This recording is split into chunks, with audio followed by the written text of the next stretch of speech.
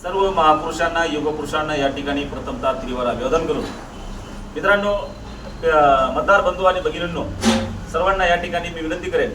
की आपल्या पिंपरी चिंचवड महानगरपालिकेमध्ये सार्वत्रिक निवडणूक चालू असून आपल्याला वेगवेगळ्या प्रकारचं आमिष दाखवून तुम्हाला बोलवण्याचं काम या ठिकाणी केलं जाणार आहे। म्हणून तरी मी आपल्या बहुजन समाज पार्टीच्या वतीने आपल्याला सांगू इच्छितो की पिंपरी चिंचवड शहरामध्ये मोठ्या प्रमाणात जनतेचे अधिकार जनतेपासून हिरावून घेतलेले आहेत। तर ते तुमचे अधिकार जनतेला मिळावे त्यासाठी बहुजन समाज पार्टी तत्पर आहे आणि या पिंपरी चिंचवड शहरामध्ये मोठ्या प्रमाणात कार्यरत असून आपण सर्वांनी बहुजन समाज पार्टीच्या उमेदवारांना प्रभाग क्रमांक 16-17 मध्ये आपले उमेदवार आहेत, त्या उमेदवारांना आपण नक्कीच भरघोस मतांनी निवडून तुमचे अधिकार तुमच्यापर्यंत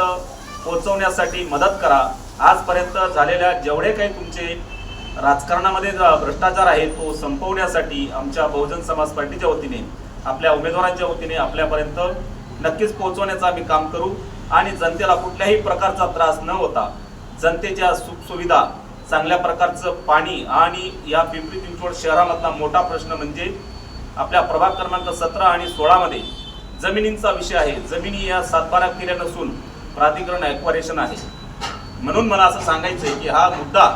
आजपर्यंत बऱ्याच नेत्यांनी पक्षांनी आजपर्यंत त्याच्यावर दुर्लक्षित केलेला आहे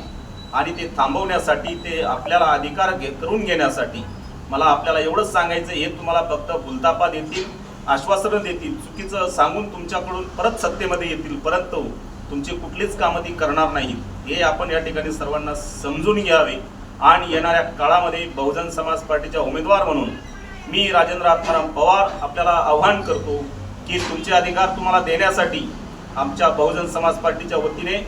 आपल्या सर्व कार्यकर्त्यांना या ठिकाणी आपण निवडून द्यावे आणि तुमचे अधिकार परत तुम्हाला मिळवण्यासाठी सहकार्य आपण केलं तर तुमच्यापर्यंत तुम्हाला मिळतील,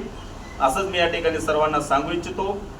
जय संविधान, जय भारत, जय भीम, जय जय शिवराय।